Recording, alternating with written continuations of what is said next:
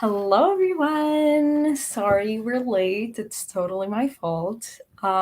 Today we're here to discuss two books, and Rita's here to join us for the first one, which is going to be Butter Honey Pig Bread by Francesca Equiazzi. Hope I'm pronouncing it right. I've been pronouncing it like that for I like think it is like that. I think Equiazzi, right? I I don't know. can't. Yeah.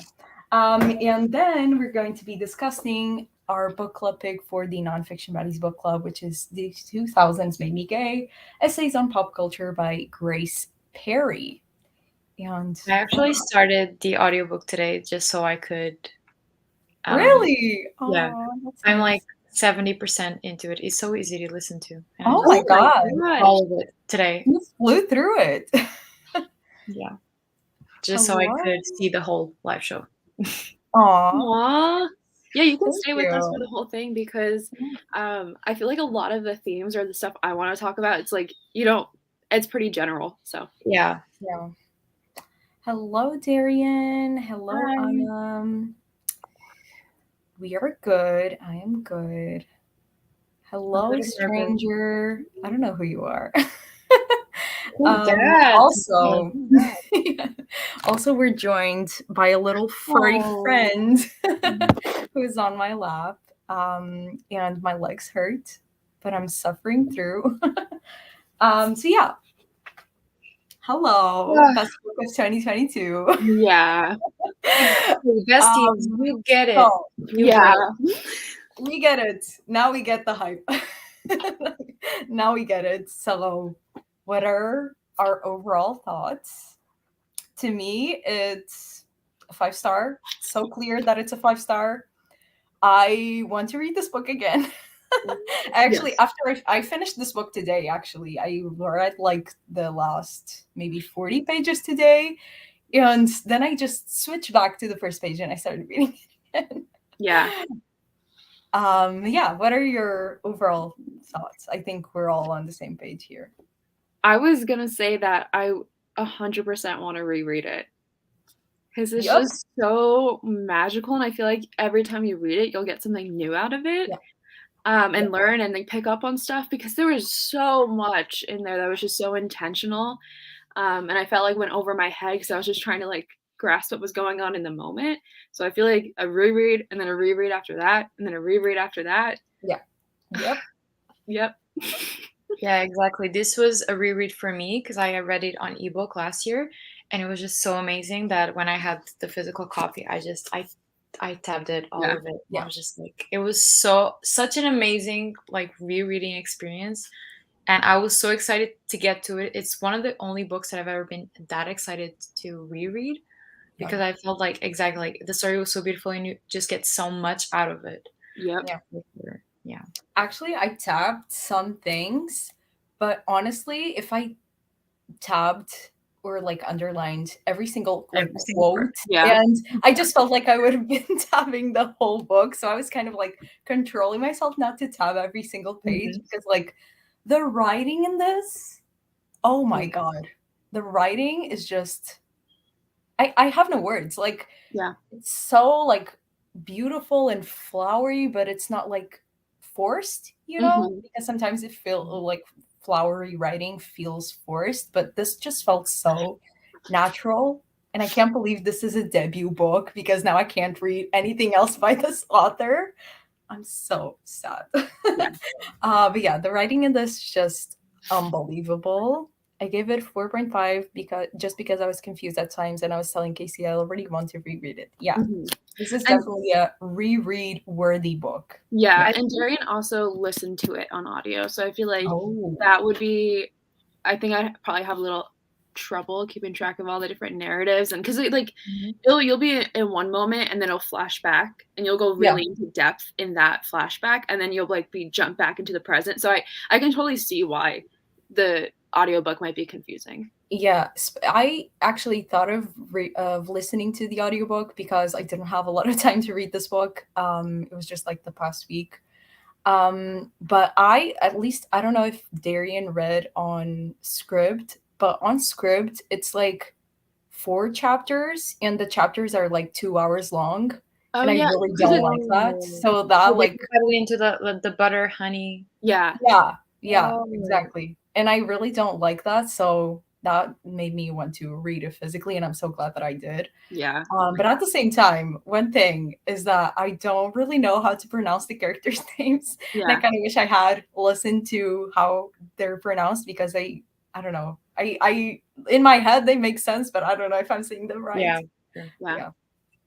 I feel like Yeah. a benefit of reading physically is also because I don't think I picked up on it the first time that I read it, but when you switch POVs, you go for because in Thai, how do you pronounce it? Taya? I don't know. That's how Yeah, I was that's pronouncing it. Taya, Taya. right? Right? Yeah.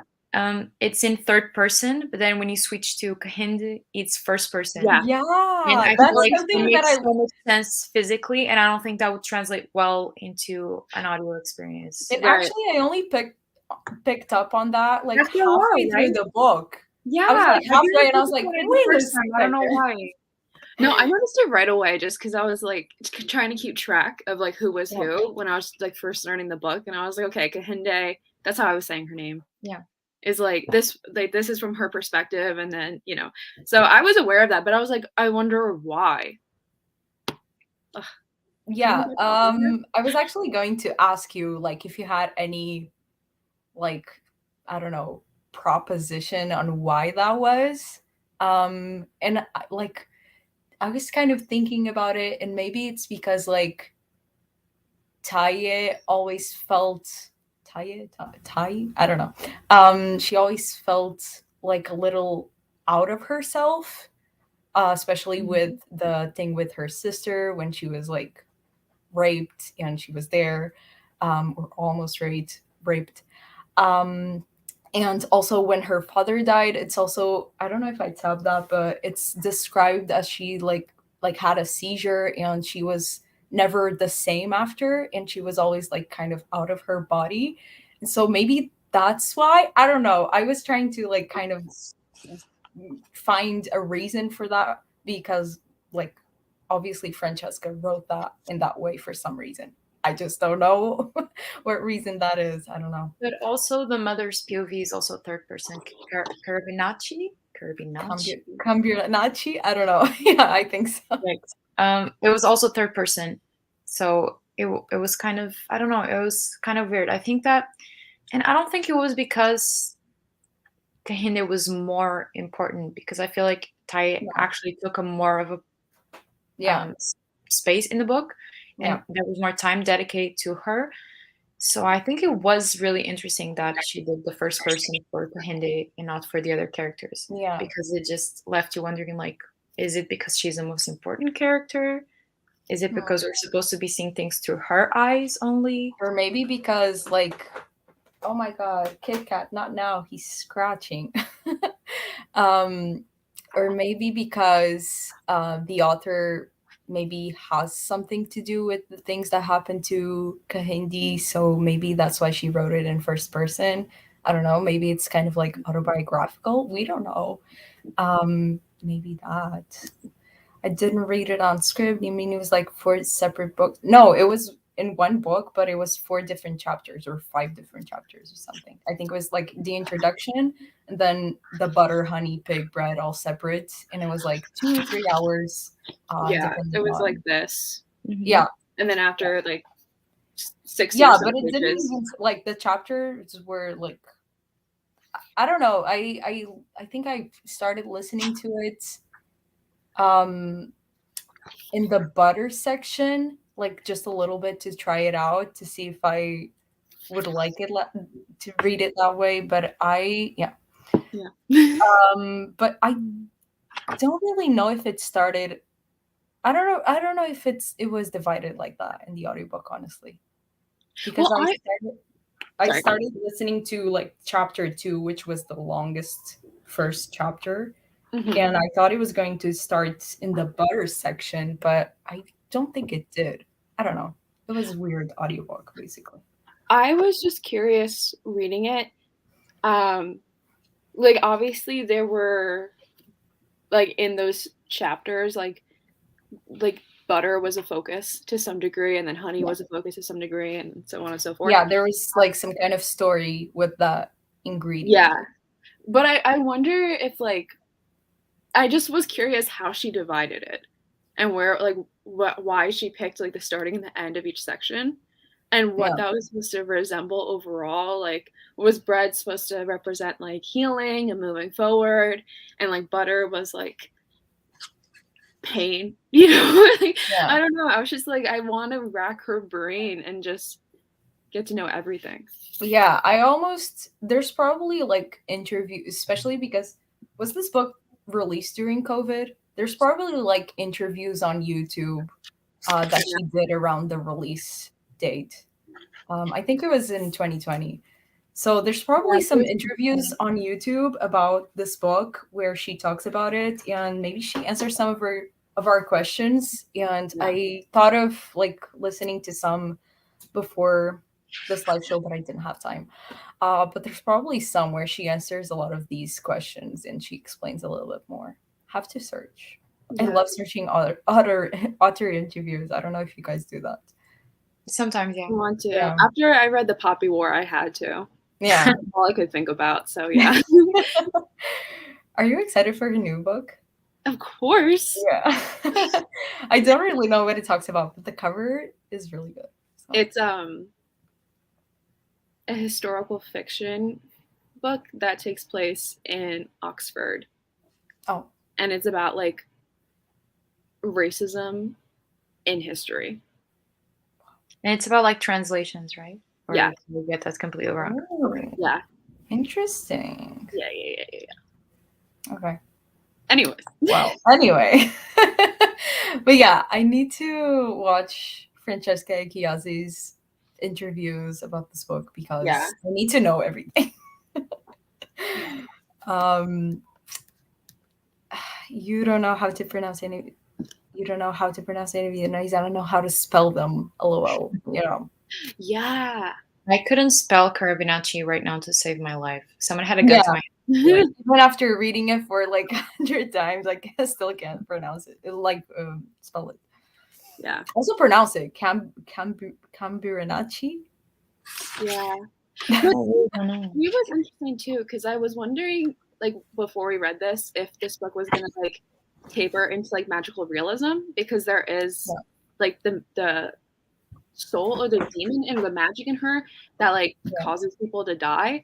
But I feel like it stayed pretty firm in like literary fiction. But I was just like, I also wanted to know like what that like magic inside of her was supposed to represent, and like what was the explanation behind that, because her daughters never really knew about it. There was no explanation in that. It was just kind of something that she was born with, you know? Yeah. And that was kind of the only explanation for it. But I feel like sorry. I just feel like sometimes we did cross that line though, because one of my favorite things, I don't know how to, I've never done a live show. I think you can tell. So I don't know how you were going to divide this, but I just wanted to mention that one of my favorite parts of the book was the Our Lady storyline. Yeah. That's what I was going to mention. That part was so much, and I feel like in that storyline we kind of did cross into the is it real, is it not? Yeah. I was like, is this like someone that she's made up in her head? Is this supposed to like, represent her like sister and their connection? I was like, what is this I'm in love? Yeah, because through the daughter's eyes, even the mother's powers and things were always seen kind of as mental illness. Yeah. Like the children saw it as mental illness. They were like the rage, and sometimes our mother is not herself, and they didn't know exactly what it was. And I feel like that was kind of an interesting way, because it left us wondering, was it a mental illness or was it something that's actually real? Yeah. And even like the twins kept saying like they would see each other like when they go to nightclubs and stuff. Like I think it was Kahinde who thought she saw Taye dancing one night. Both of them. Yeah. And are they like they're also is like, are they wanting to see, they want to be with each other, so they're like thinking that they're seeing them, or is there some connection between, like, because you know how like twins are like always have like a special relationship. I was like, is that it, or is there like actually like magic there where they see each other without realizing that it's like more than just imagining it. Yeah. I love it. I kind of like that we Wait. don't get the answers though, because I feel like that makes sense, and I feel like it's good to wonder. So, Yeah. hi. Hi, Steph. Hope you're loving it. If we don't give it 5 stars, we'll Otherwise. I feel like Steph will. She's just in a little bit of a slumpy slump. Yeah, we know. Oh. Imagine if Kissy said no. About if I was excited for Babel. Oh, yeah. Yeah, imagine if he said no. I would be shocked. I was a little confused. Yeah, same. Also, what do you guys... I don't want to jump the gun here, but what do you guys think happened at the end? Did she die? Oh, she died. Oh, she died. Yes. She died, right? I read that part so many times, and I was like, did she die? Did she not die? Yeah. It was so beautiful because like Taya was like praying at the same time, and I underlined the thing. Can I read it now? Yeah, of course. Of course. She's like, she prays for their safe passage whenever the time arises, and for each of them to know, however they must learn it, just how beloved they are. And she's talking about like all the people that have influenced her life, and like she's praying at the same time. Yeah. Oh my god, I can't. Wait, and also when Kehinde gets pregnant. Okay, so the line that I was literally on Zoom with Darian when this happened, and I freaked out. And so the line I underlined was, "And I am here above them. I recognize a life making its way through my daughter. I recognize baby's song. I sigh, relieved that baby has found a door through which to come. My girls will be all right. My girls will be all right." Yeah, girl, no. I was shook to my core because I took that as her baby, who she had a miscarriage with, was now being birthed through Kehinde. Yeah. And I was like, that is so beautiful. And that was what she needed to finally like find peace. Yeah. And like the exchange of not exchange, but like the life for life kind of thing. Yeah. Like she stayed alive until there was another life. Oh, yeah. Yeah. I was also thinking of that. That's why, like, when the baby was being born, I was like, yeah, she's probably gonna die. And then that last part, I was just like, she was not gonna get there. Yeah. It was so beautiful. Also the fact that the sisters stopped, but they saw each other. Yeah.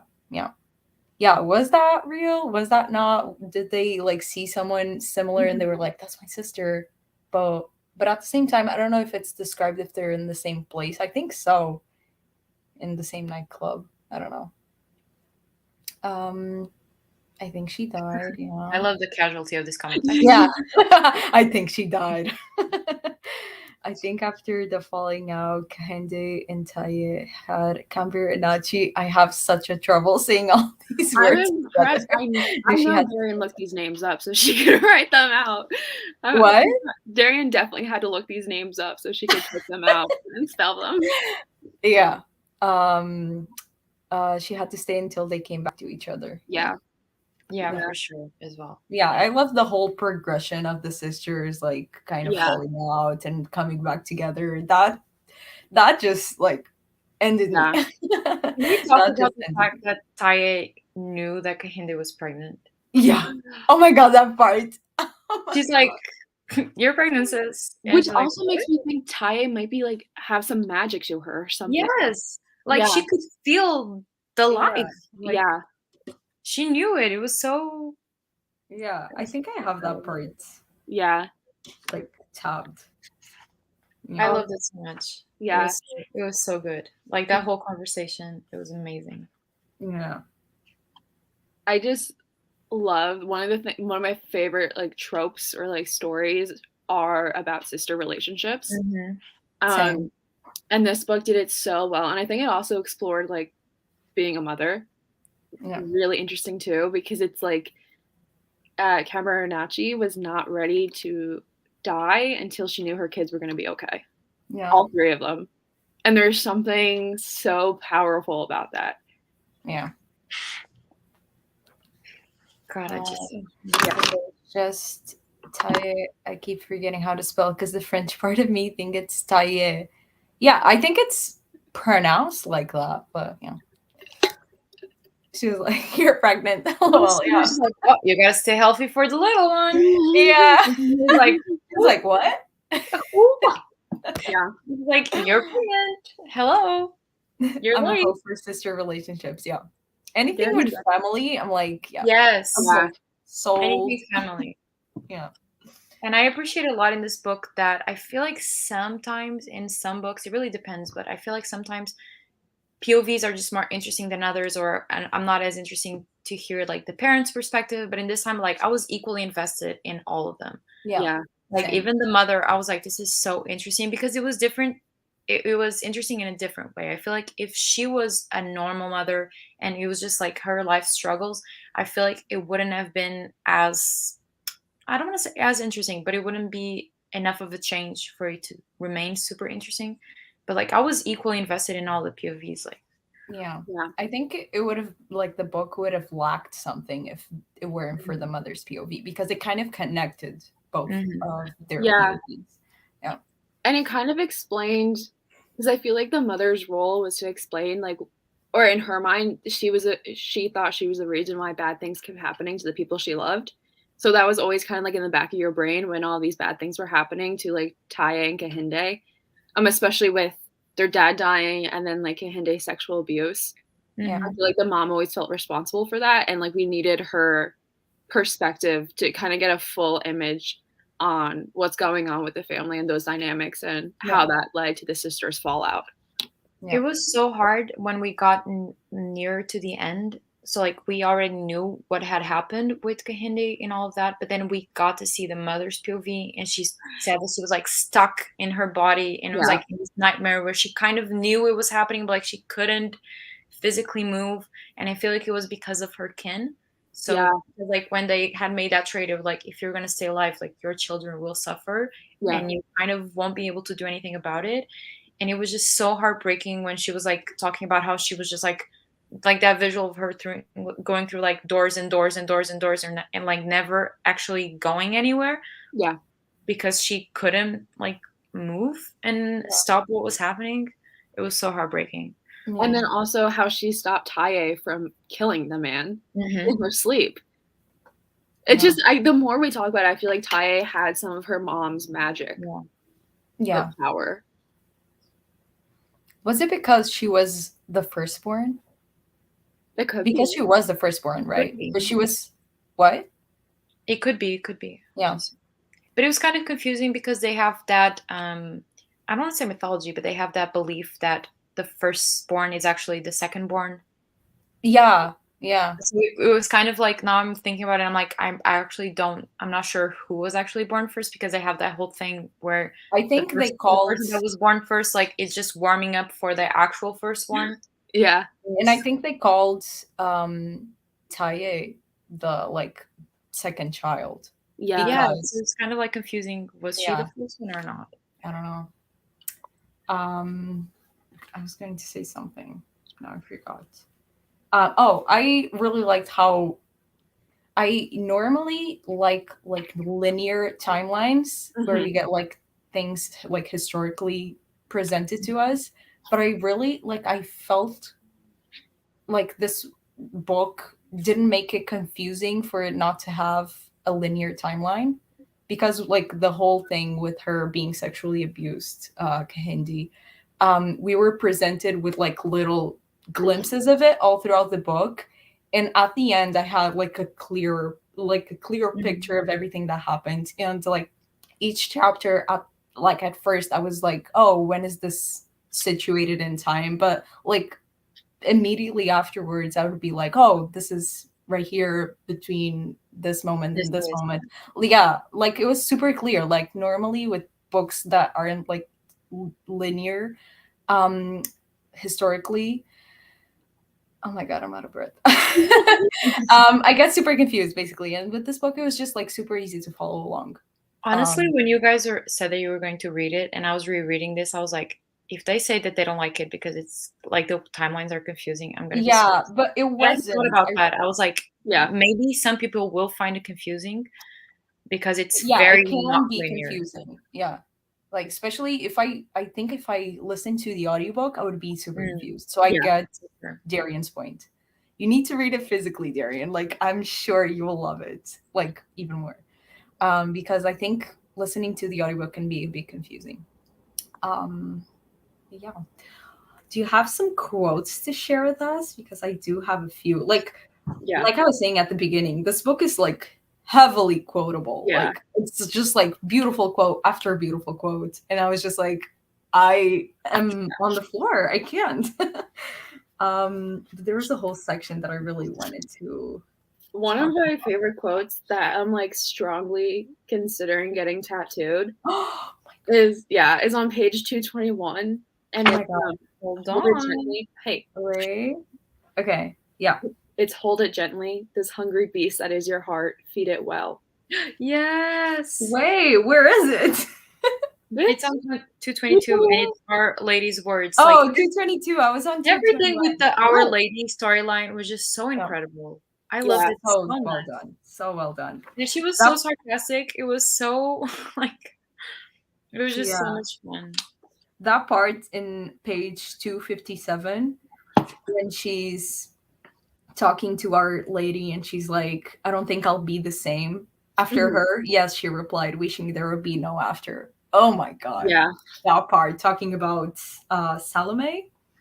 Oh, I can't. I loved all of the relationships that Tai Yeah. had because Yeah, same. it was All of her very friends like were amazing. yeah, and even in her like relationships, they were all so different. And I feel like they all taught her something, and I feel like it would have been really easy for an author to write a lesbian character, not in a stereotypical kind of way, but like only following one type of relationship, so only like a woman that just likes having affairs or a woman that just likes being in relationships. And I like that as she grew, she explored different types of relationship with different types of women that offered her different types of things.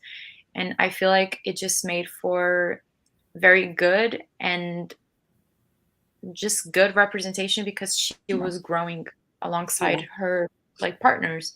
Yeah. One of my favorite things about this book is Tai's relationship with Timmy. Oh my God, yes. Just because it What was a precious angel. yeah, and I don't like it was one of the first times that I have like felt so deeply for two characters and like a friendship with like we have like our main character and then a secondary character, and he doesn't have like that big of a role. He's not that on like page that many times, but he just felt so fleshed out and so real that I cared so deeply for their friendship. And I was so happy when he made a comeback and like his storyline. That's what I was gonna say. I was like, Timmy. Yeah, I was so happy because Like, it was I knew him. so important. I feel like with a lot of queer characters, a lot of times they just brush to the side and like, oh, like he had a suicide attempt and that was the end of his story. And it was like, no, like you come back, you can come back from that. It could have been very okay, yeah, it's not the word that I want to say. It's not stereotypical, but it could have been very extra to like put in a queer character that has a suicide attempt and that's depressed because their parents don't accept them, but I feel like Francesca Crezi is such a great author and she had such intent for her characters that I feel like she knew how to bring him back for that and make him more than that. And she also put a lot before that so you could feel what Taya was feeling when that happened. And then you could also see how their friendship actually progressed after that and how they still took care of each other after that and how they were still very great friends after that. Yeah. I'm gonna keep up with the comments because I haven't. I like the sisters POV better than. Did I read this comment? I don't think so. Just because whenever we were following her, I was like, what is going on? Yeah, her chapters were like briefer, so it was kind of like harder to keep up. But yeah, I liked all of them equally, I think. I forgot about that. I think this was about Taye almost killing the uncle. Oh, yeah.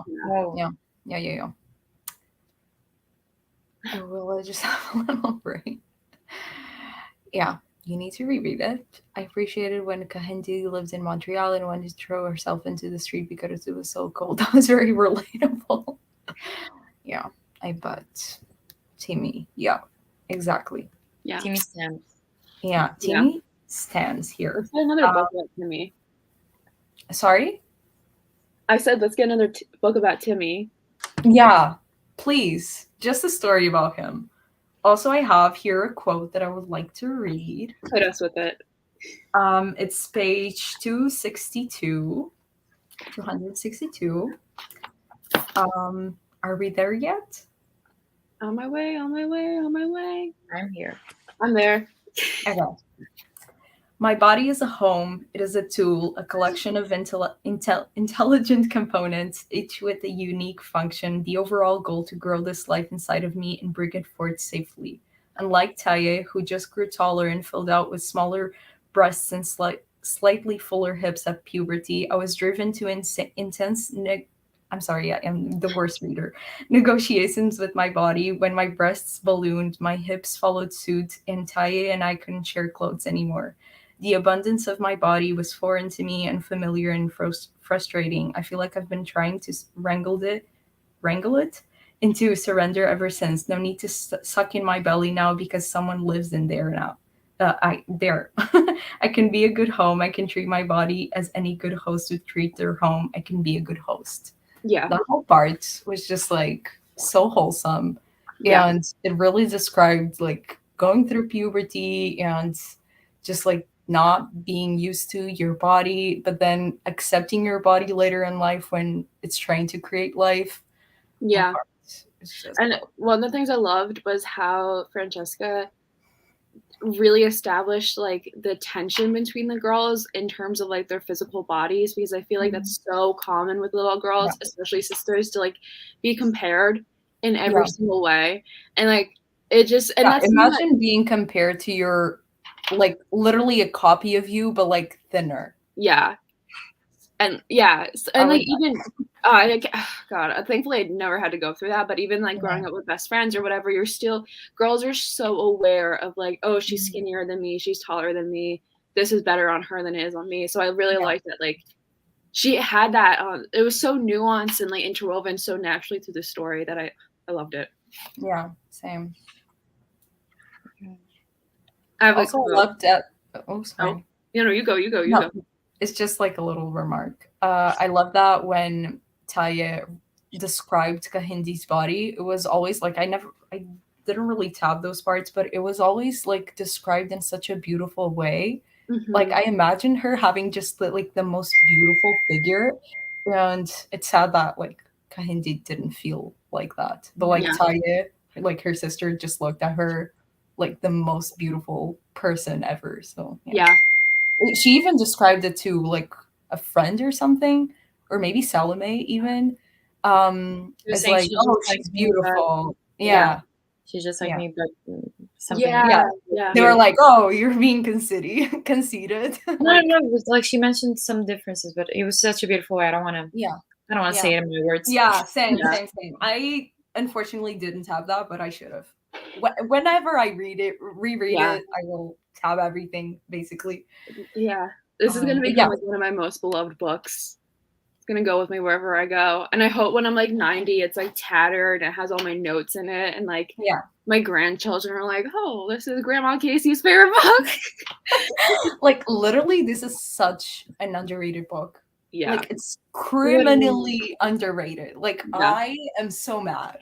Like I will scream to like everyone about I just saw it on Scribbler like randomly, like it was recommended to me because I read some literary fiction. I was like, oh, this cover looks really interesting. Then I started reading and I was like, hold on. I was like, wait a goddamn minute. This is one of the best books that I've ever read.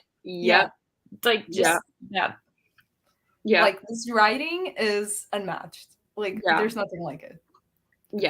Literally I feel like one of my favorite parts, like I have it here, and it says, and it's from Taya's point of view, it's on page 179, and it's that thing that we were talking about how Our Lady was conceived. And she says, Our Lady's voice became a fixture in Taya's mind, a kindly inquirer, never mocking or cruel, but always honest. Her voice grew so similar to Taya that the two became indistinguishable. Her ethereal embodiment merged with Taya's reflection, so that all Taya had to do was look upon any reflective surface, and there Our Lady would be. Skin a deep dark brown, eyes widened and darkened, face narrowed exactly like Taya's, so that Taya would never be alone. I was like, oh my god. Yeah. I can't. That she would never be alone because she felt Yeah. so alone without her twin sister. Like, Yeah. It was kind of like an extension of Kahindi for Yeah. Tyler. for sure. Yeah. Because The symbolism is all there. Like, it's Yeah. literally. I feel like if they weren't twins, if they were just sisters, it could have been open to interpretation. But like, since they're literally twins, it's Yeah. just Kahindi. Like, it's Yeah. just a reflection that looks like her. Yeah. Right? And it Yeah. was like Our Lady was always guiding her to Mhm. like Do she better guided her and to take like care of herself. Yeah. Mhm. yeah, I would say and so. like find the right people and be in Yeah. the right places at the right time. Yeah, she was like a moral compass, but to keep Tae safe. Yeah, basically. Yeah. Beautiful. Also, one of my other favorite parts was, and the one that makes sense for us to be talking about, like how similar they are, was the whole, because I really enjoyed, even though I love Kahindi's relationship with, please help me out, Farouk. Oh yeah, Farake. Okay. I really love their relationship, but I also love with her husband. Are you gonna talk about Wolf? Yes, Wolfie. Yeah. I loved it. It was so heartbreaking. And then when he sees Tae and she writes her a letter saying that she saw a guy like that knew her and that he tried to kiss her because he missed her so much, and she was like, he seemed very kind, I'm sorry things didn't work out. I was like, it was one of my favorite parts of the book, even though it doesn't have any much like real significance. Like, really, like when I saw that letter, I was like I don't know why it just hurt me so bad. Yeah. Did you guys like Wolfie and Kahindi's relationship? Or I loved them together. Yeah. I actually didn't really like. I didn't like the husband. Yeah. And also I read it as Farouk. Oh, I don't know if that's right. I was trying to pronounce it. Farouk. But yeah, I didn't really like him at first. I thought something weird was going to happen in their relationship, honestly. I'm glad that it didn't, though. I'm glad that it didn't, but I was like, I'm glad that this is kind of fishy. He didn't have to suffer anymore because of men. Yeah. I'm glad that at least that worked out, but Wolfie and her. Yeah. He just like the one that got away. Her. Yeah. And I feel like with Farouk, their relationship seemed like super superficial. Where it was just kind of like a connect, like a physical connection, and they were like, yeah, I could love you. But with her and Wolfie, like, it was so much more. Each other. Yeah, there was so much. The reason why it didn't work out, it was just so heartbreaking. Like the fact that she got scared, right? Yeah, because she had a miscarriage, and like it never was the same again. And like he tried so hard to remend their relationship, but like she just, I don't think that she could just get over it and look at him without thinking about her miscarriage. Yeah. And it was just, that's why it was so heartbreaking when he saw Tae and he was just like, I miss you so much, and he tried to kiss her and everything, because you could just see that he was just so in love with her, and it was just the way that it ended was so heartbreaking for him as well, and that the relationship just ended because of exterior reasons. And that's literally this is such a weird comment for me to make, but there's literally an Arctic Monkeys song that is about that. What is it called? Yeah, it's literally like the guy breaks up with the girl and then he sees his sister at a party and he's like, yeah, that will do. It's like the most similar thing that I'll have to her. Yeah, it's literally that. What's the song? Wait, what? What's the song?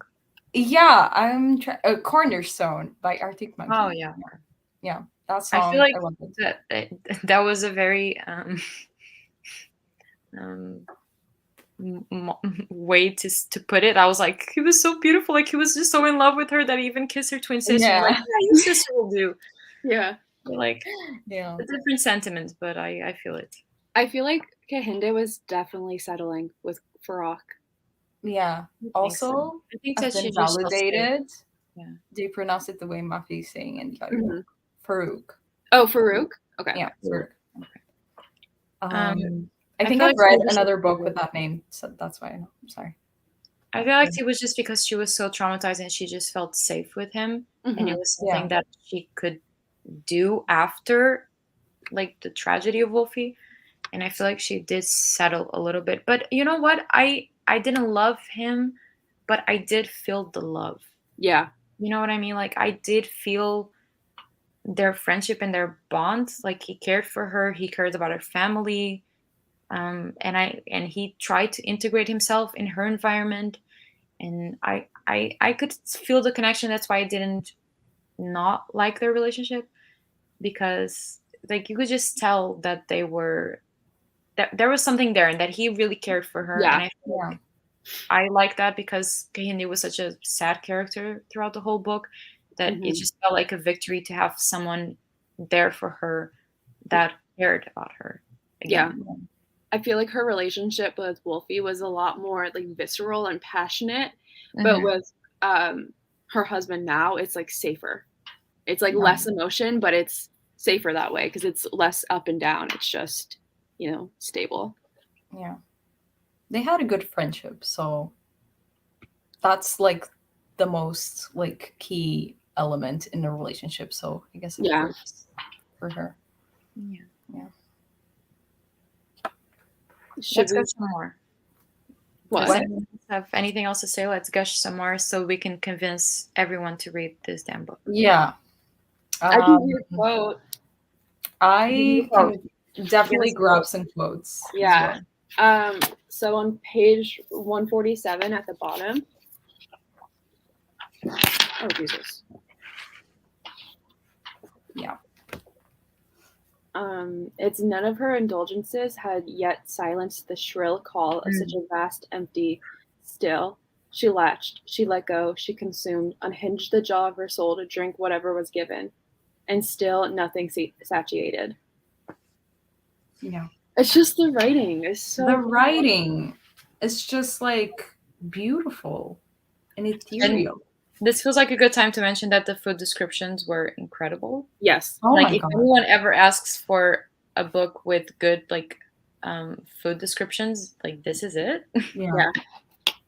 Like all the food that they ate and the food that Tai prepared, and the fact that she was always in the kitchen cooking something was so wonderful. Like you could just feel and smell like everything that she was Yeah. cooking. It was so Mhm.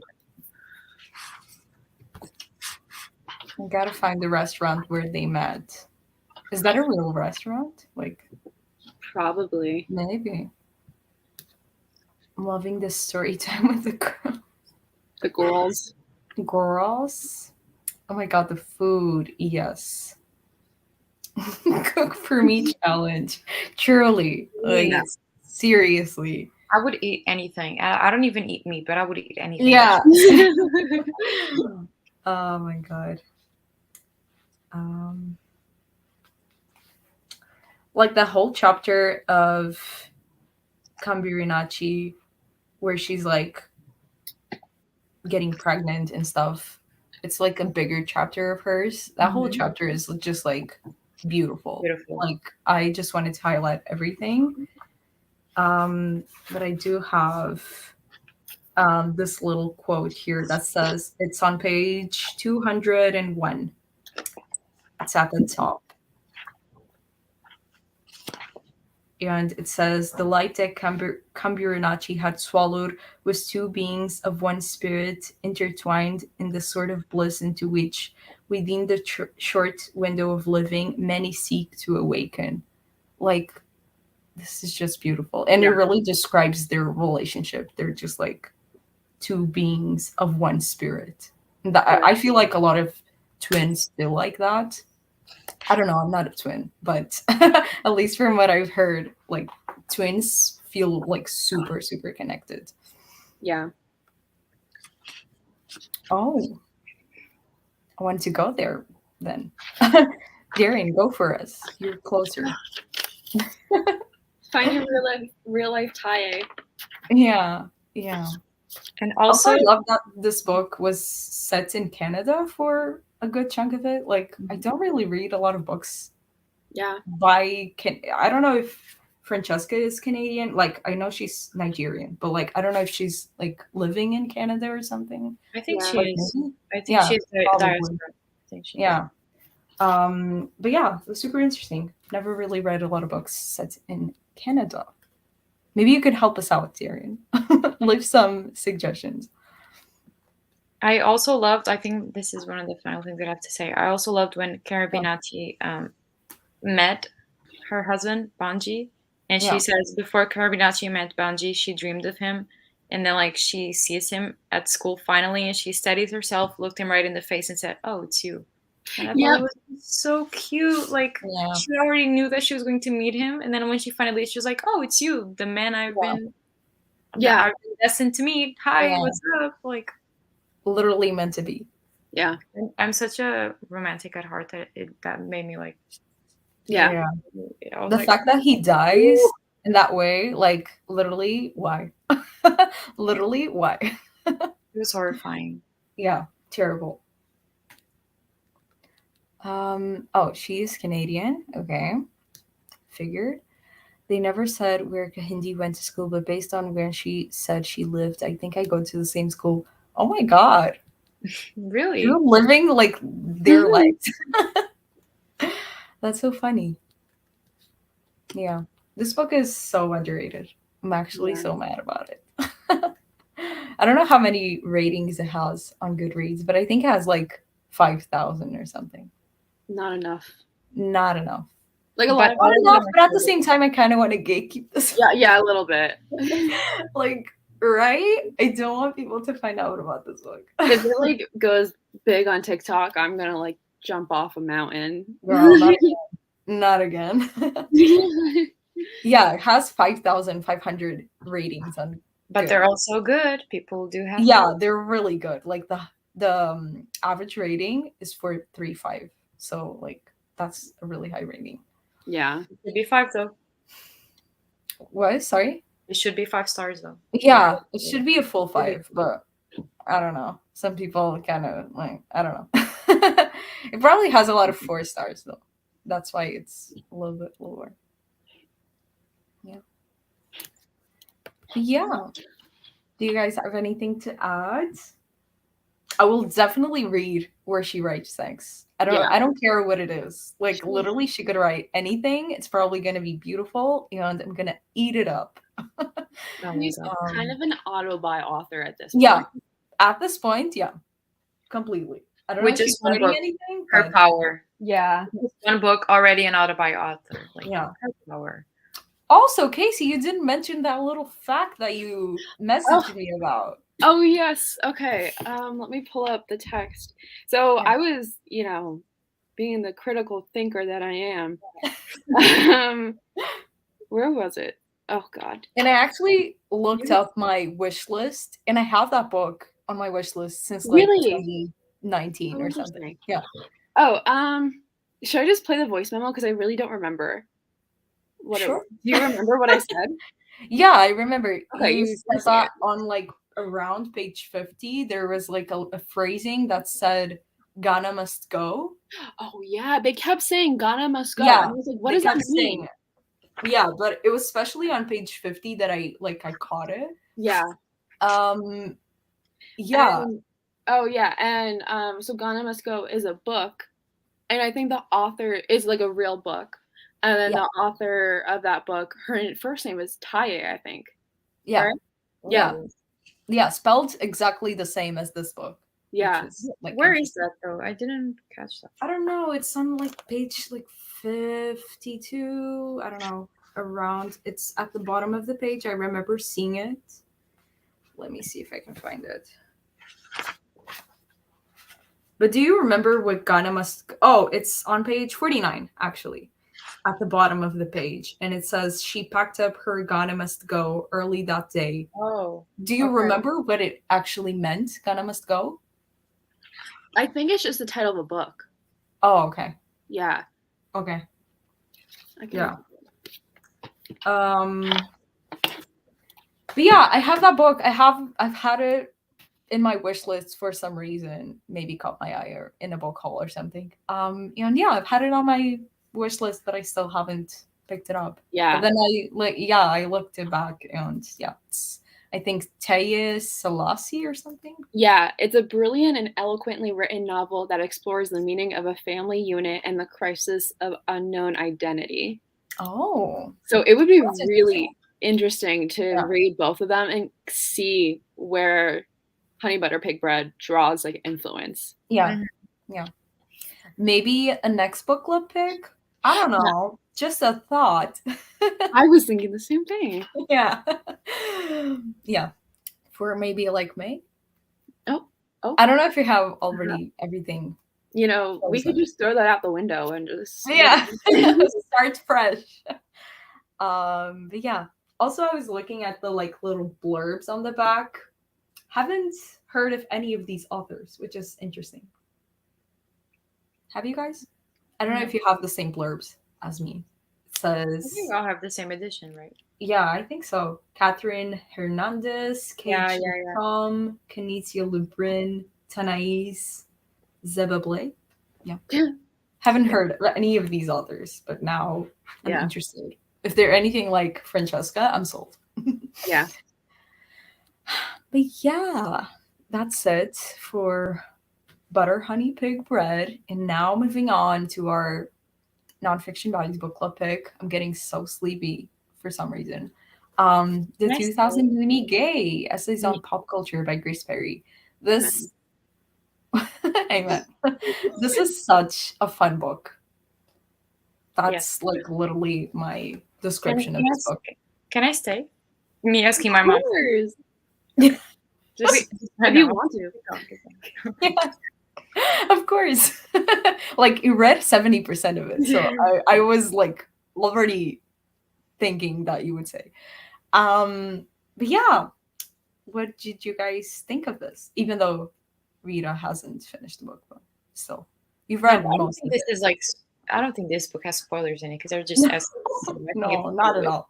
You can. It's just like essays, so yeah. You could just read like one or two, or like all of them. Well, I can tell you that I think like one of the first essays was the one about Dumbledore. And yeah, it was like I think the second one. Yeah, and I was like, this is gonna be such like a white gay book. Yeah. In 2021 to be, because that's when this was published, to be still talking about Harry Potter. And it was like, and I understand the point of the essay because it was talking about like authors half-assing like queer representation. But the way that she minimized like the transphobia thing was like she did mention it basically. She was like, this much at the end. I was like, are you? Like she could be in this for a whole like. Oh, I thought she was going to bring that up like right at the beginning of the essay and like talk about it, but no, it was just like about Dumbledore. I completely forgot that Dumbledore was gay, or like quote unquote gay by J.K. Rowling after the books were published. I don't know, but yeah, I thought that was going to be about J.K. Rowling and transphobia and being a TERF. But no. So I was really scared, and I thought I was really gonna hate it because I was like, this is like a white gay who's only talking about the white gays, blah blah blah blah. But I think she made a lot of good points. I think actually my enjoyment of the book went up a lot after that. I just couldn't see myself giving it 5 stars after the whole Dumbledore essay because it was just like. Yeah, I was going to ask why it wasn't 5 stars for either one of you because like, I was curious. It's not a 5-star for me so far, but I was curious to see why it wasn't a 5-star for you guys. To me, it's like a solid 4 stars. There were a lot of good, like I love pop culture. That's the first, and Kit Kat is meowing. Let me just. You can come in. But yeah. I love pop culture. I love the 2000s. That's like my favorite era ever. So it was really fun to like revisit a lot of things from my childhood and just like she brought a lot of good points to the table. That whole chapter kind of annoyed me because I thought she was going to talk about something else and then she ended up talking about Dumbledore, even though she made some good points about Dumbledore and like half-assing a lot of things and a lot of things that she said afterwards about other characters. And oh my god, Kit Kat, you're making this so difficult right now. But yeah, it was like the essays were really fun. The only thing that also kind of frustrated me about the book is that kind of ended abruptly. Yeah. I don't know if you felt that. I wanted a conclusion to the Yeah. book. I didn't get that at all.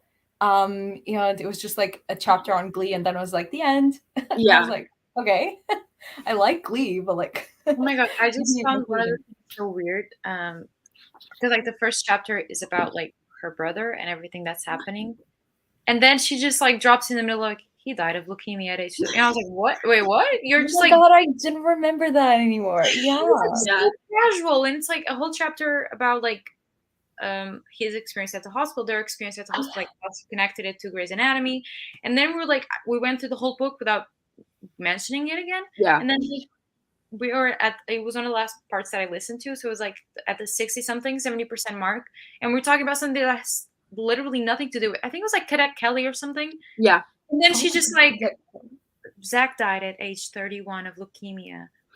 The day before his funeral, I found a photo of myself, and I was like, wait. I was like, wait, what? wait, this took a turn. I Yeah. was like, this is so casually mentioned. Like, no. I was like, what's the point of Yeah. mentioning such a sad thing if you're not going to explore that sadness? Yeah. Like, Yeah. she was just, I don't know if it is explored later, but it was just like, oh No, yeah, he died. no, it's just that part. And sometimes we looked alike, and I kind of looked like a boy, and I liked that. Because I Yeah. was like a tomboy, and I was like, did you have to mention that he died in such a brutal way just to say that you guys looked alike and that you liked exploring like gender bending? I Yeah. found that so weird because I was like invested. I was like, that's so sad. Tell us more. And Yeah. she's like, no, Cadet Kelly and the I don't remember the name of the other character, like the captain one. We're so gay. Yeah. And I'm like, wait. I thought Yeah. the introduction was really Go back weird and forth. too. Yeah. Because like I've been in the hospital with like friends or family, and like I am a big fan of Grey's Anatomy, but never have I been like, oh, I wish McDreamy was walking down this hall. I wish McDreamy was my doctor. I was like reading that, and I was like, you're like 30 years old. This has got some better coping mechanisms than that. Like Yeah. you're a little bit codependent I on said, this. I wish my friends were here. And I don't mean my actual friends. I mean the cast of Grey's Anatomy. Yeah, Like, I don't think that Wait. is how millennials interact with pop culture. I don't think so, but I was like, this Yeah. is not a strong way to start off the book. It's like it seems like you're falsifying how we interact with pop and it seems culture. like he's going to like Yeah. kind of make fun of the way people cope with. Hmm. Yeah. Yeah, 'cause, like I was never a Grey's Anatomy person, but I was like a House MD person, and never once in my life was I at the hospital wishing Hugh Laurie was there with his cane Yeah. beating ass. Like never, never in my life did that happen. And Yeah, like sometimes I'd be like, man, I wish I wasn't here. I wish I was like watching Grey's Anatomy, or like sometimes I'm like, I wish I wasn't existing going through this. I wish I was instead like like living through someone else in this TV Yeah. show. So I feel like there's a different point that she was trying to make, and she didn't make it.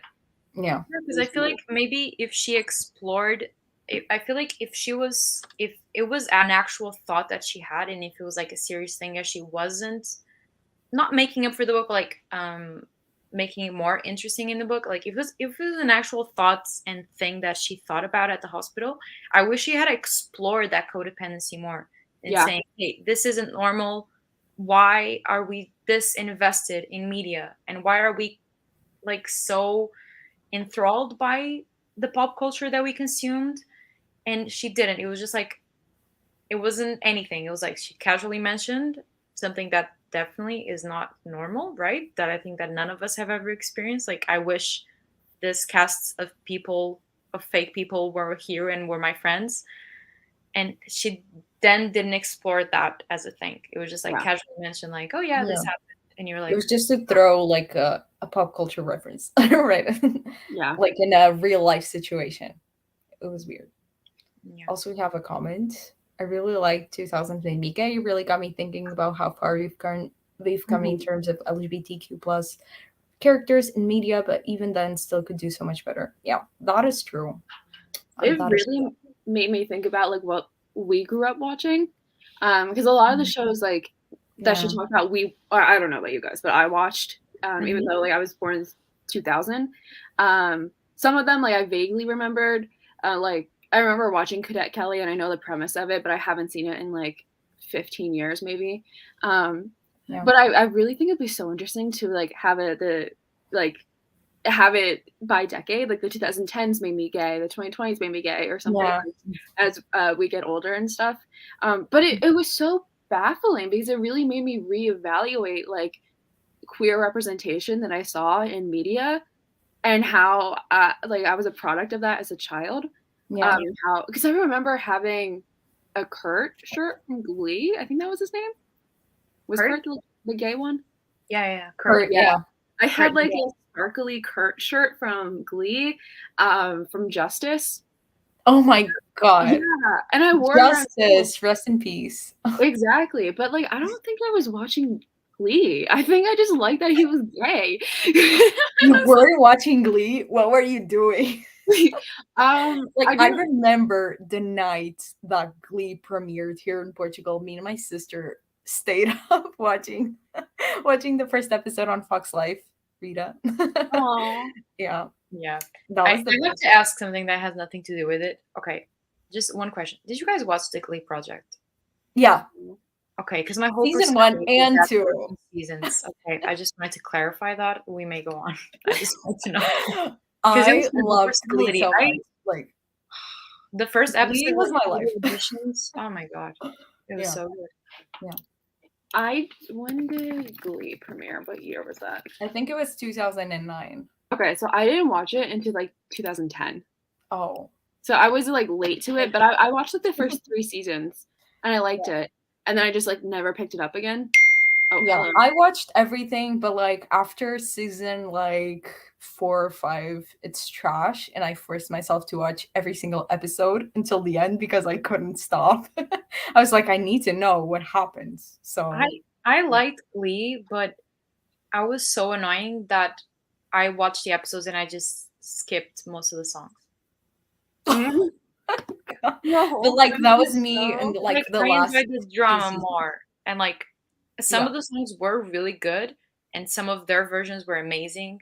But like sometimes when Rachel was singing that choir, I was like, let's. I was like, her whole song. I was like, nah, this. But there were definitely some chapters in here.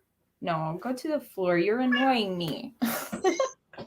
Like he's just like coming to my lap and then leaving and then coming back. Like, no, you stay on the floor. Okay. There were definitely some things, like some chapters that were about things that I didn't watch growing up because I wasn't in the US. Like, like the first chapter, I think it was about like it wasn't Survivor, but it was like the reality TV shows of MTV. Yeah. What is that? That one I've never watched. What? I only remembered Next. Did you guys watch Next? No. Yeah. That one was here. And Room Raiders as well. Yeah. Those two I watched, like the one, it was like Survivor or Real World, something. Those ones I don't remember watching, so I was like, kind of like, there's some good points here, but I can't like connect things because I haven't watched them. And there's also some like Dawson's Creek as well. Like I've heard of it, but I've never watched it. Rita, did you watch One Tree Hill? No. I also didn't watch One Tree Hill. Okay, well, hold on. We are going to talk about One Tree Hill because there is in season 2. Wait, you're rewatching it, right? Oh, I finished the rewatch. There is it's good for 2000. It to me. Is it like a teenage drama? Oh yeah, it's in this little town of Tree Hill in North Carolina, and there are these 2 brothers who have the same dad but different moms, and they hate each other. But then their rivalry comes to a head when they have to play on the same basketball team, and they're both in love with the same girl. Did you practice this? Yeah. No, so, but there is one character. So I watched One Tree Hill when I was like 14 years old, so like 2014. And it was one of the shows like I kind of grew up watching and I was like very aware of, but I didn't watch it until I was in middle school. And there's one character who, she was a side character and she was only on for like 1 season, but she had a storyline where she came out as bisexual. And this was like in like 2003 or 2004. And there was this whole thing where she kissed one of the girls, one like the main characters, who honestly, if any of those characters was going to be queer, it was going to be that one. And so she kissed the girl, and the girl was like, I'm not gay, but like, you're safe right now. And it kind of reacted like that, like, don't feel bad for kissing me. And then the girl eventually came out, and it was this whole thing. And but she came out as bisexual. And I so vividly remember her coming out as a lesbian. And that really fucked with my brain, because I was like, that was one of my earliest representations of like queerness on TV. Mm-hmm. And I didn't understand what bisexuality was. Yeah. And I redrew what her coming out was in my brain. As I got older, I misremembered it. And I was just like, how are you going to talk about Dawson's Creek but not talk about One Tree Hill? Like, sorry, that was just such a tangent. Yeah, because I feel like Grace, I don't really know what age she is, but she's probably like closer to 30, I guess. So there were a lot of references, even in the Disney Channel chapter. Oh, yeah. It was a lot about, like, it talked about Cadet Kelly, which obviously I watched. But like a lot of other movies that she talked about were older movies that I don't remember watching. Yeah. So maybe that's why. Maybe One Tree Hill is. No, it came out at the same time as Dawson's Creek. Really? Yeah. Really? Just maybe personal experience. Maybe she didn't watch it. Maybe. Yeah, but I was like, you're missing out. Like this, no one talks about Dawson's Creek. Yeah. Did she do a chapter? No, I feel like that's too old for her. Did she ever do a chapter? I think she mentioned Emily, but did she ever do it like about Pretty Little Liars or? No. Right. No, I don't think so. I think she just briefly mentioned, because that was one of my first, and I was already like 11 or 12, and I think like maybe the exception of Glee, but I don't remember any other of those types of shows that I watched that had like actual queer representation. And I feel like Emily, mine was Skins, I think. That's I didn't watch traumatizing. What? I said that's traumatizing.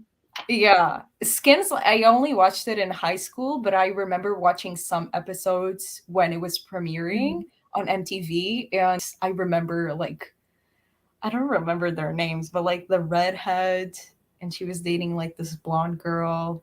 And yeah, I remember those episodes growing up. Like Emily? That was like, I think it was Emily as well. Yeah. I think it was Emily. Yeah. And yeah, I used to watch that in my room, and I was just like, oh, my parents can't know about this. Yeah. Which is also something that she really explores in this book, that like being gay is seen as like something that you shouldn't. It's because almost like looking at porn. Sexualized, that it's not meant for younger audiences. It's just yeah. She mentions that a lot in this book, which I think is like a good something that I've been like acknowledging now that I'm older, that I'm like, a lot of things I thought were like not sinful, but like bad, that I was watching, like queer and, like, stuff. That's especially the case in the US, because like everyone always says that in Europe, like everyone's like more comfortable with sex. It's not like such a taboo. Like you guys have like topless beaches, right? That could never fly in the United States. Yeah. So it's like nude beaches as well. Like you have what? Oh well, yeah, but as well. But I feel like there's even more of like a taboo here. Like even though sex sells, and it's like even just driving on the turnpike, like there is a billboard for like a strip club. Yeah. Oh, okay. Strip club. There's a billboard for this strip club on like the main highway, 10 minutes from my house. So like sex is everywhere, but we just don't talk about it here. Yeah. So it's even more of like, if you're a child and because everyone on that, like people like connect your sexuality with like your sex life. So it's like, as soon as there's that discussion of like, I might not be straight, it's like, oh, well, that means you're having sex and you shouldn't be doing that because we don't talk about sex here. And it's like this whole thing. It's it's just also so weird, you have some validation here. Holes that sexualize it though. That's why it's so weird. Yeah, like most of the like teenage American shows that you watch sexualize teenagers so much. Even straight couples, but like it's sexualized, and it's such a big deal that it's weird that it's not a thing to be talked about in real life. Like Euphoria, sex education. Euphoria, that's what I was gonna say. Like teenagers having sex played by adults. So yeah. That's a whole nother discussion. But Nat remembers this. Yeah, because Yeah. Anna, so the queer character who came out as bi was Anna. And she came out, she had this big thing because her brother was like super homophobic. She came Yeah. out and then she left, her and her brother left the show the next season.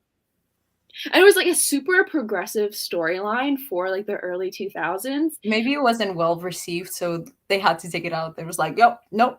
Well, we're I not. think their characters just didn't really serve a purpose to the storyline after that. Yeah. But it was so interesting. And now the actors of the show, like the leading ladies, are doing a podcast where they go back Oh. and rewatch every episode and talk about it. And they're like dissecting that right now. And like the actor who plays Peyton, who was the girl who was kissed by Anna, is talking about how like she had to fight producers not to sexualize the kiss.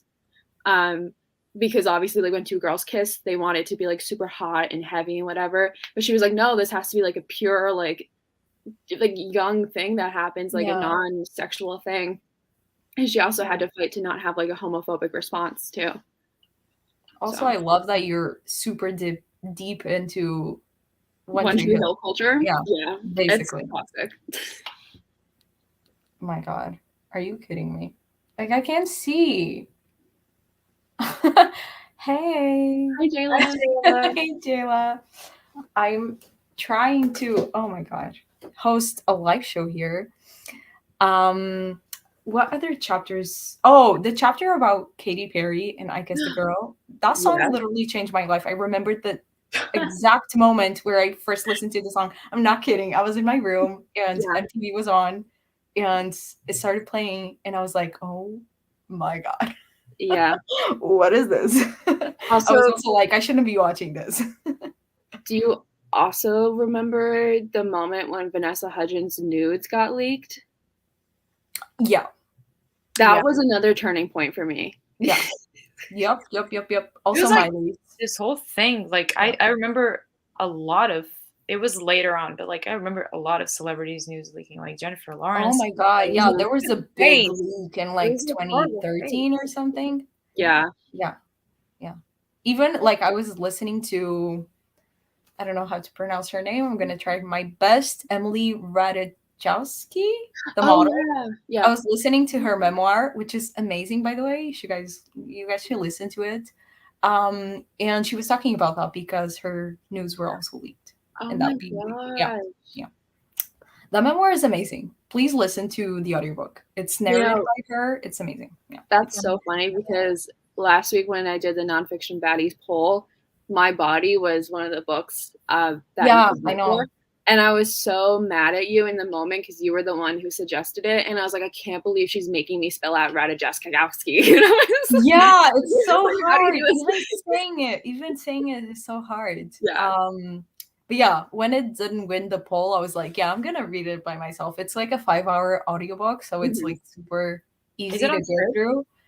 What? Sorry? Is it on script? Yeah. Okay. Yep. Then I'm up for it. Okay. Yeah. It's really good. I give it 5 stars. It's really, really good. She's also a great writer. Yeah. What?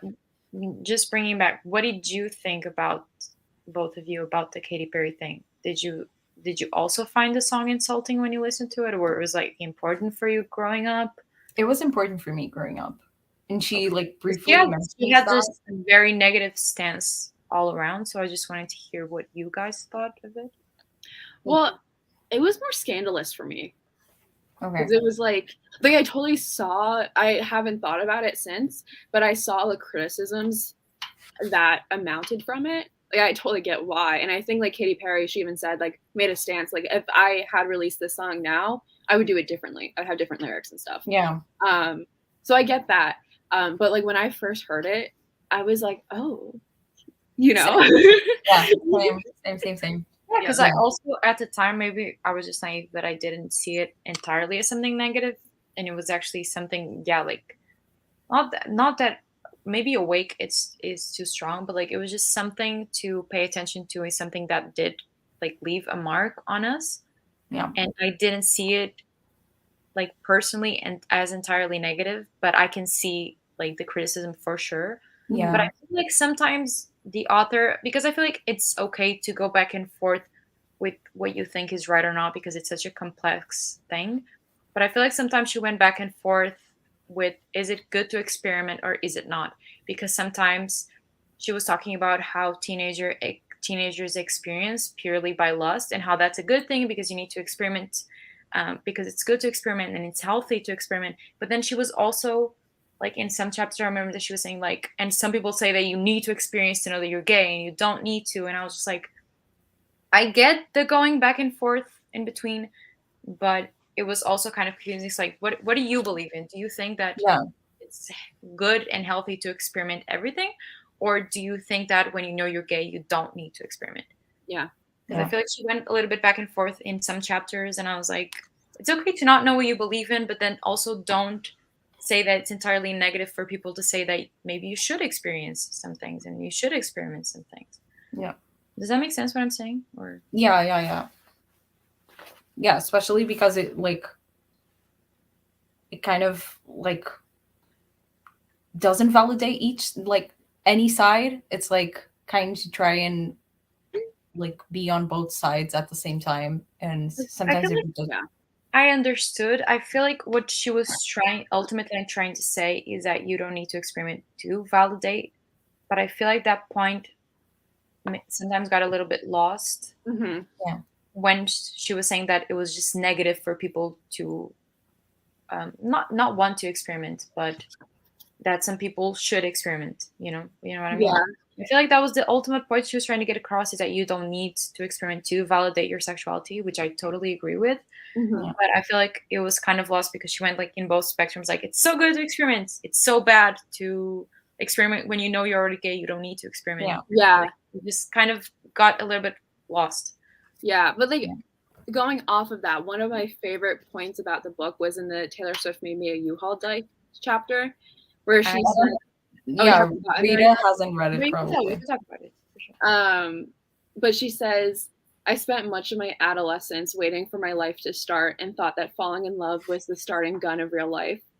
I might Yeah. have been witty and smart and a solid friend, but to myself, I was not a person yet because I had not been the subject of the big thing yet, love or sex or even making out. Oh, hello. And I really like that because I feel like it kind of goes to the point where it's like you don't need to be doing stuff to validate your sexuality. Like your life is still valid and you're still you, but I feel like she was trying to cater too much to different opinions. But Yeah. that was like one of my favorite parts of the essays of the entire book, because I think if there's the biggest takeaway that like a young queer person can take from this book, it's that if you think you're queer, that's it. That's all you need to do to validate your sexuality. Yeah. Yeah, and every time that she talked about how obsessed she was with getting a girlfriend just so she could validate her own Yeah. experiences. Yeah. I just finished listening at the part where her and that French girl are like, they broke up because the girl was trying to find herself, and Yeah. Grace was just, I'm not criticizing her because I feel like it's good to talk about your own flaws and the things that you did wrong when growing up, but it kind of made me mad that she just stayed friends with the girl hoping that they would get back together because she just wanted a girlfriend so bad. Yeah. She just wanted to experience that so bad. Like, I found that, yes, it's realistic because you're talking about your own flaws and everything that you did wrong, and none of us grow up without doing stuff wrong. But it kind of made me bad. I was like, you're just using this girl that's also trying to find herself just so you can validate that experience. But I get it because she was told her whole life that she needed to validate her Yeah. queerness with an actual relationship or something physical to like grab onto.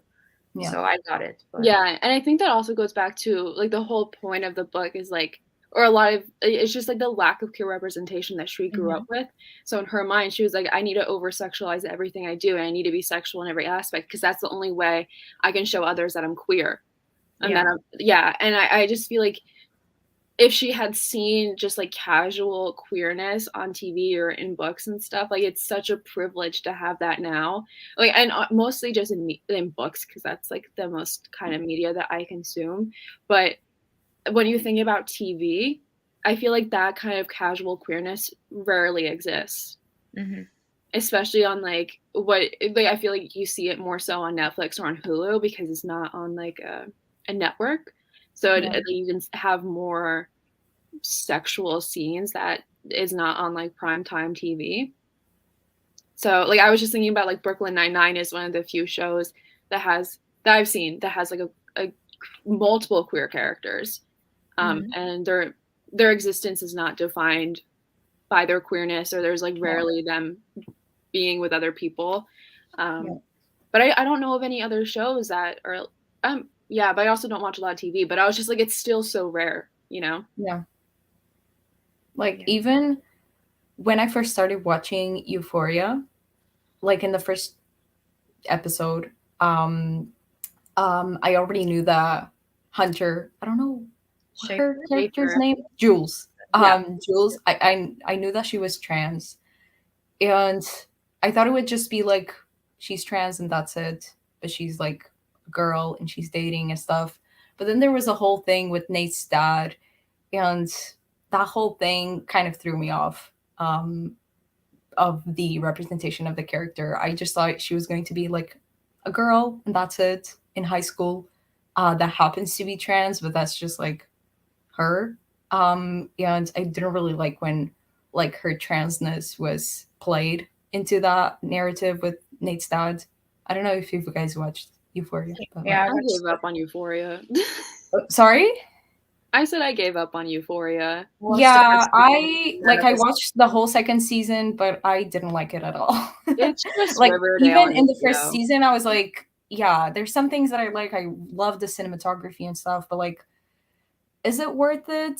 And then like second season, everyone's talking about it, so I just kept watching it, but like, it ended this week, and I was like, got nothing from it. And that's the thing. It's like that whole point is that there's not a lot of queerness on TV without also those plot lines of like deeply traumatizing scenes. Yeah. With a lot of stereotypes. Yeah. And the thing is that it's so hard to talk about that, because if, like we're saying, if there was a lot of queer representation, we could just say, okay, this one explores trauma and this one explores a normal experience in high school. But since there isn't a lot of queer representation, we get this one and it tries to do everything. Yeah. We have to say, okay, sometimes it's good that it's exploring the horrible sides of the abuse of trans people and the things that trans people go through. But then it would also be good if she was just a girl in high school. And I feel like because of the lack of representation, they tried to do everything at once. Yeah. Because maybe if she was just a girl in high school, some people would be saying, oh, but like if it explores such traumatic things in all the characters, why not Jules as well? Why she's just a girl in high school just having the time of her life? Yeah. And now that it explores the trauma, people are saying, why can't she just be a regular girl? Like, why does she have to suffer through all this? And I feel like that's all the show is trying to do a lot. Representation, because if there were a lot of trans characters, not all of them would have to go through these things, and the trauma would be reserved for a few different situations and very specific ones in different shows. Such, yeah, you don't have to like, they just want to go and see someone who looks like them, who identifies like them on TV, but now they're getting the trauma that goes with it too. And I on another extent, like I remember when Love, Simon came out, my best friend is a queer Dominican man, and he was really excited for it, but then when he watched it, it was just this, Simon came out, he was obviously a white boy, he came out to his family, and his family was like, oh, that's okay, like I'm so proud of you, blah blah blah. And it was like this really like positive, supportive atmosphere. And my best friend was like, well, that's for an audience that I don't identify with, like that's for people that I'm not in that group. So like who, so it was even like with this movie that was like seen as like monumental, such a big step for the queer community, it was really targeted, it was for like white gays. So it was still seclusive. Has your best friend watched Love, Victor? I know that I really like that TV show. But he, in terms of theme and content, he's more of a Euphoria kind of person. Oh, okay. So I think Love, Victor is just a little too heartwarming and happy. No, but it's not like, because it's like, it's obviously inspired by Love, Simon, but it's following a Mexican guy in high school, and he's also trying to come out, and he like talks to Simon, asking advice because they go to the same high school, and his parents do not take it well because they're really religious because they're Mexican and obviously they're like brought up like that. And yeah, I think it's like a darker show than the movie is, Well, you know, but it's not Euphoria style. But he's more into like the intensity of Euphoria, you know, that's more of his Okay. personality. So I think, but that's obviously his problem, not yours. So, but it's just like that's why, again, why representation needs to be normalized. So it's like you don't have to. There's representation for everyone. Yeah. So like for every type of story experience, has benefit of another one.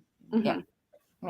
Also, let me just keep up with the comments because I'm missing out. I was kind of shocked that Willow and Tara from Buffy didn't really get any discussion in the book though, because that was early 2000s and they were a couple for quite some time. Yeah, they were like mentioned in some chapters. I've never watched Buffy, but I'm really curious to watch it because I think I'll like it. But yeah, they were just like briefly mentioned in some chapters, but that was it. And that was like a really solid couple from the 2000s. Also, thank you. Thank you for this comment. And hello and welcome. Euphoria's the new Skins, which felt like the new Degrassi. LOL. Yeah. I've never watched Degrassi as well. It didn't translate to Portugal, but Skins was really big. Oh gosh. And I watched everything and I ate it up. In high school, that was like my thing. Skins sent me into a depression. Oh my god. Yes. You know what sent me into depression? I don't think any of you watched it. My Mad Fat Diary. Oh my god, I didn't, but I feel like I missed out.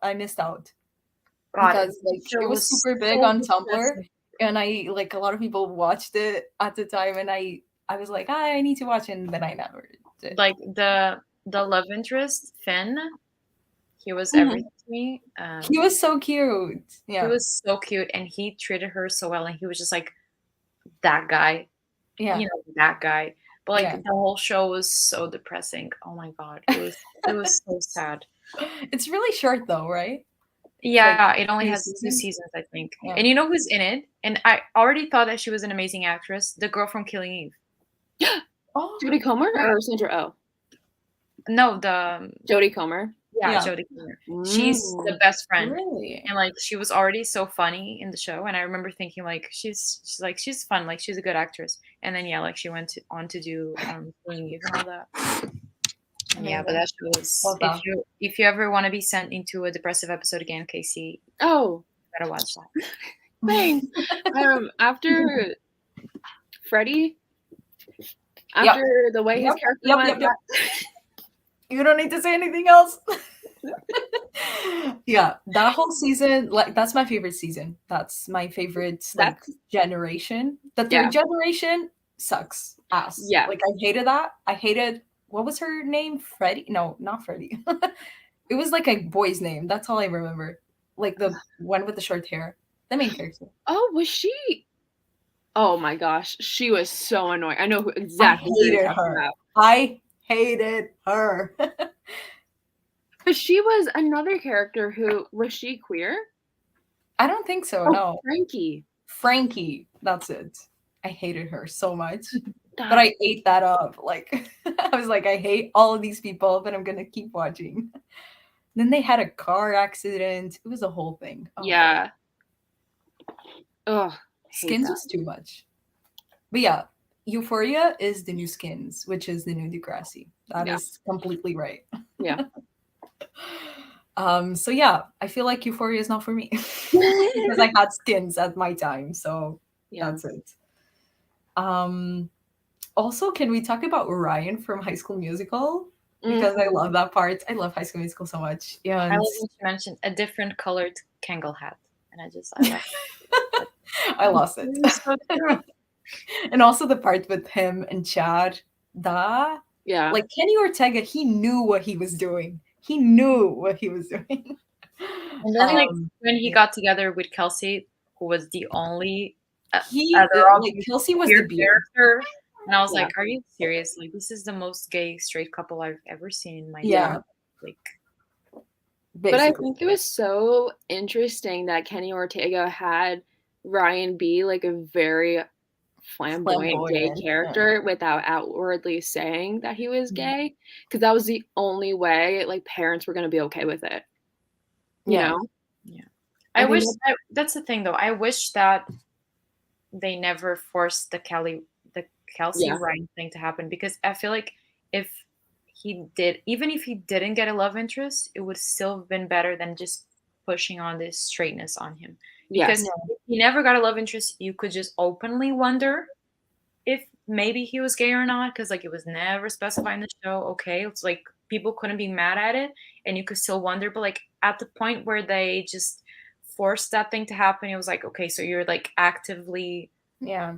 saying It's that, yeah, probably because everything you thought was cool. it was probably because it was a theatrical release. It went to the cinema, so it was like a Mm, bit bigger, and Disney was like, "Yeah, let's cut that shit out. yeah. Let's end this like will he, won't he come out thing, and let's just make him straight." Like Disney, I love Disney, but like Disney has some issues. Even today, um I stumbled upon a post about it about Disney and some new laws that are being like that Disney is supporting. Yeah, that are kind of fishy about like anti-gay laws and stuff. And I was like, Oh, yeah, that's great. That's like Disney and queerness do not go together, Yeah. and they try to, but like do they no, try to though? like they try to. Well, in High School Musical, the musical, the series, which I love talking about, there's a This gay one is so couple, and sweet. they're like fully gay, and like they date each other and they kiss each other, and like that's a Disney show. Mhm. But like under all of that is a very big Yeah. homophobia Mhm. blanket that they try to cover with these types of new couples that they bring onto shows and stuff. I love that Um, when Grace Perry mentioned that everything that they put into the Disney movies is stuff that can be cut out so they can appeal to a wider yeah, Yeah. audience basically. in countries Yeah, where they put it's like a illegal to be brief gay. character that is like, oh, she's supposed to be gay, but And they can like, just edit that out so we can fly in other countries. yeah, I yeah, love yeah. that you So it can mentioned air that. in like Russia and China and other countries that don't really allow this stuff. Like Yeah. the Beauty and the Beast movie, I think it's talked Oh about it yeah. here as well. The whole, um, what is Like he the called? LeFou? candlestick. Yeah, Yeah. yeah, yeah. That whole thing had like the movie Mhm. had to be completely shut down in some countries. Like they couldn't air it. And that's sad. Even though like he's also a flamboyant character like Ryan, but he's not like there's some hints of him being gay, but he's not like, I'm gay, you know? Yeah. But still that doesn't fly in some countries, which is sad. Yeah. One of the big things that I got that I loved and I thought was so interesting about this book was that I'm gonna make an analogy. Just hear me Okay. out. I'm tired. Please make it simple. Glee is the Beatles of television, of Wait, queer television. can you repeat that? Glee is Hmm. the Beatles of queer television. Because you know how the Beatles like invented like Yeah. mania and concerts and No, but it's streaming true. throughout the world. Exactly. Ryan Before, Murphy knew what he was doing as well. yeah. And Like, I never paid attention to Glee like that. I didn't think it was responsible or I didn't think it paved the way in any oh no, it did. Yeah. yeah, and it wasn't until I read this that I was like, "Oh my god, you're so right." Like Yeah. I just didn't think about it. And Glee is better than the Beatles. Well, I love both the Beatles and Glee, so but I think I love Glee a little bit more. Yeah, yeah, yeah. Like I grew up on Glee. I had to watch it until the end. It's just like such an emotional show for me. Like I Mhm. used to watch it with my sister and it was just like a whole thing. I like there are a lot of songs that I only listen to the Glee version because like the original version just doesn't slap as much. Is Like it I gotta Smooth be Criminal? honest. Is Smooth Criminal one of them? Actually, no, because I don't really like Michael Jackson songs. Oh, okay. Oh no, actually, there's a Michael Jackson song that the Glee cast did. What is it? It's Human "Annie, are Nature. you okay? Annie, are you okay?" What is that song called? That's the Smooth Criminal. Is that Smooth Criminal? Is it? You've Oh been my hit god. by, you've been struck by. Smooth Oh yeah, Criminal. okay. Yeah, that song, yeah. Santana My favorite one and is Human Nature, Sam and Mercedes, Supremacy all the way. yeah. That song is beautiful. Their Yeah. performance is amazing. I didn't Yeah. skip that one. I love it. Also, were you surprised, Casey? Because Okay. Rita hasn't read this part, that the Taylor Swift chapter wasn't about Taylor Swift being gay? Because I Well, was. I really like her chapter because it's all about how like Taylor Yeah, Swift basically raised a generation to over romanticize every single second yeah. of their life, Also, which I liked her like relatable. little thing about fearless, about being all imagined stuff. Yeah, I never thought of fearless that way, but now I'm like, yeah, it makes so it much makes sense. so much sense. So much sense. Yeah. And even you can see in her debut album too, because it's like no 16-year-old goes through all of that. Like Mary's song is, anyways. Yeah. Um, Oh my. but I think it would actually be like, I was happy that she didn't talk too much about Gaylor because I think it would actually be like kind of disrespectful because it's like, I mean, It's true. as But I kind of wanted that because like yeah. Well, you could just go on I've been TikTok. falling way too many times into that rabbit Yeah. hole on Tumblr. So But it's like at the same time, like Taylor has said that she's straight. yeah. So it's like for a book to go out there and then pick it apart and kind of like analyze all these like innuendos, I'd be like, that's crossing a line, you know? Yeah. Yeah, that's true. That's a good point. So I think Yeah. I think it was nice how she was like, here's like a summary of like the main Gaylor theory, whether or not it's true. The "You Need to Calm Down" music video was a lot, you know. Oh my god. Yeah. It did too much. Yeah, It tried to do too much.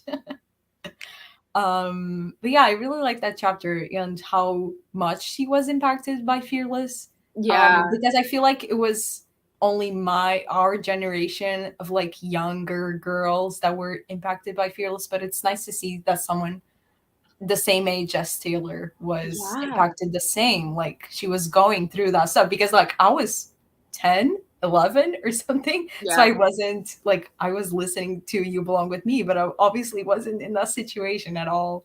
Yeah. So yeah, it was nice to see that someone Taylor's age was also impacted that way. Yeah. She Yeah. raised all of us. Truly, she did. She doesn't even know it, but she did. Yeah. Also, what other chapters come to mind?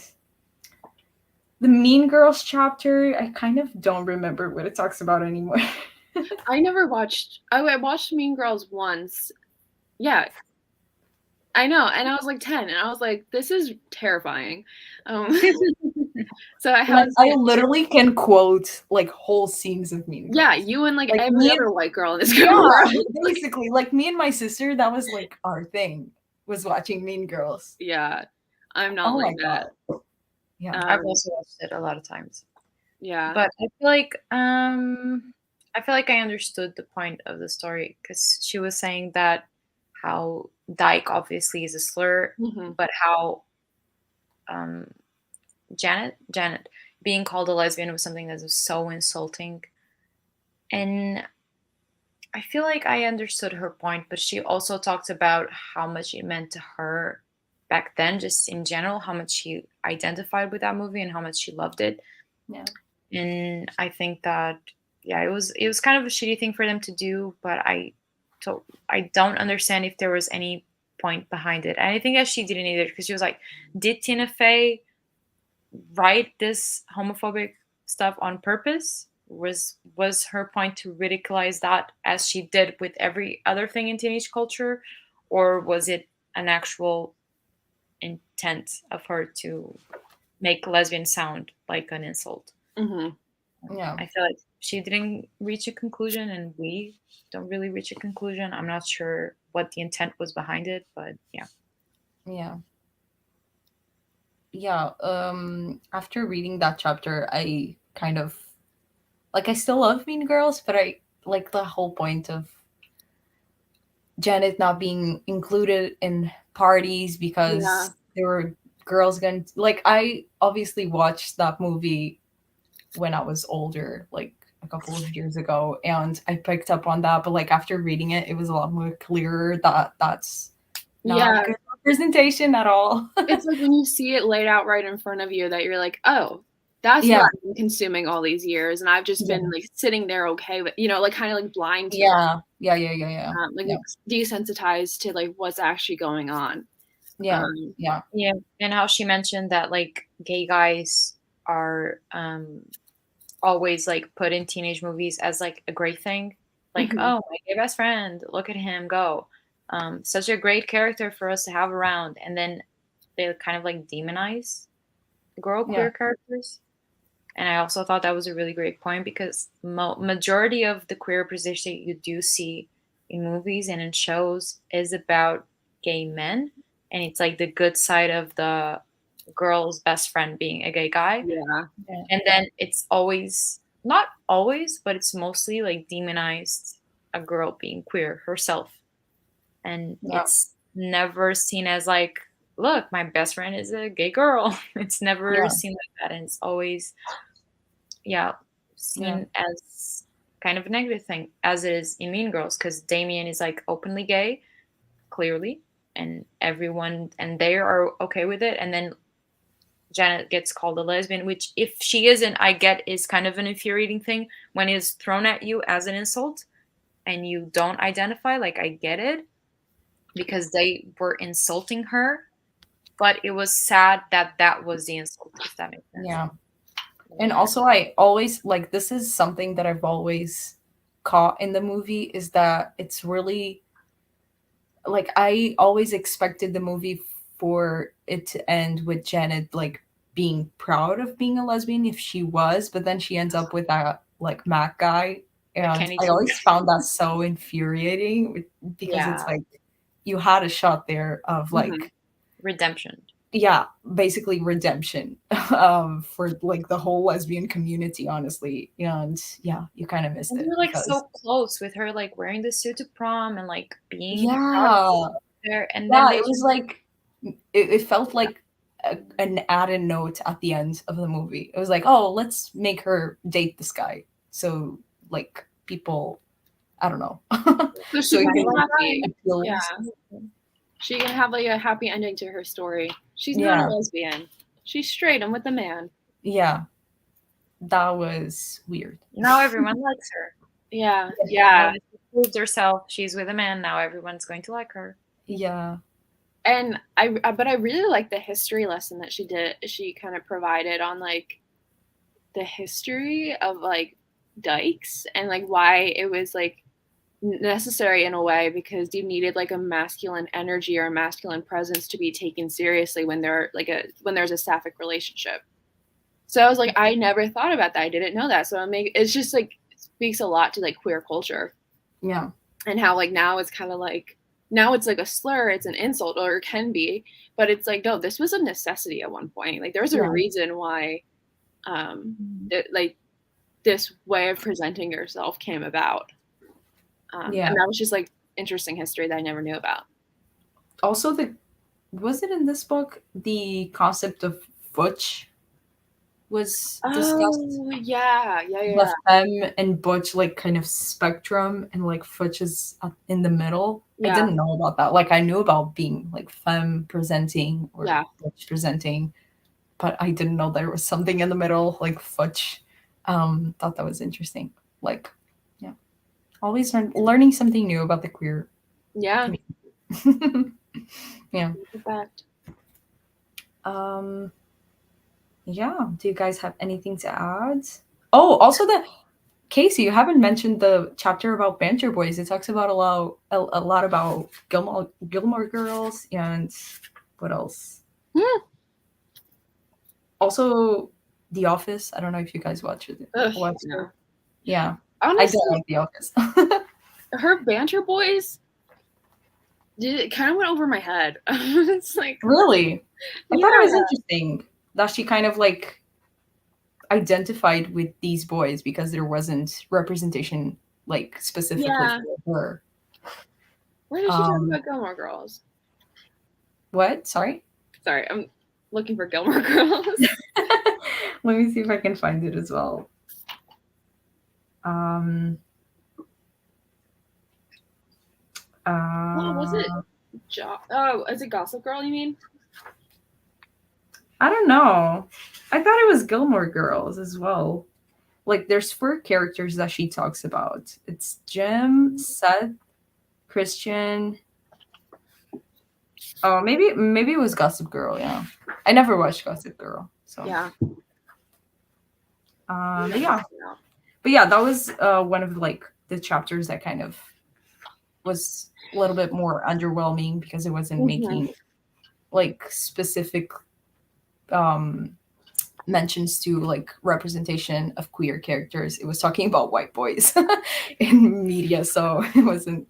And the thing is that it was in service of that whole storyline that I just said, of her wanting to be like a banter boy, because she was just like wanting to be friends with this girl just so she would get back together with her and validate her own experience. Yeah. So it was kind of a chapter that, in my opinion, could have been out, because it didn't bring that much to the table, and it was also in service of her honestly acting kind of creepy, which I guess it's her own memoir. I get it. Like, you need to talk about all the bad shit that you've done as well. I get it. But it was like not that important in my opinion. I feel like it could have been crossed out. Yeah. Because she was like comparing herself to a white banter boy just to say that, yeah, I wanted to act as shitty as them, and I wanted to be the banter boy with this girl just so she would like me again. Yeah. And it was like, okay, what's the purpose of this chapter? Like, what are you trying to tell us? Yeah. What can I gain from you telling me this? The same thing with the thing about her brother. Yeah. Why here? Listen, Grace, we're gonna need you to keep that one to yourself. No more trauma dumping in this introduction. Yeah. Yeah, and I needed a conclusion to this book. Yeah. I felt like it needed a solid conclusion. Yeah.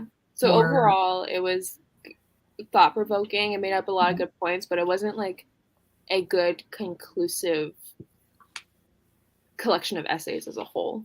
Yeah. 4 stars. Yeah. It was good. I'm so tired. I don't know why I'm so sleepy. I haven't been sleeping well, I guess. But yeah. Thanks for joining us, Rita, and reading this book. It was so good. I'm so glad that I pushed this book on everyone. Oh my god, I will push this book on everyone, or I will gatekeep it and keep it to myself. I'm still not sure. One or the other. Yeah, one or the other, but like, oh my god. Best book of the year. I don't think anything will top it.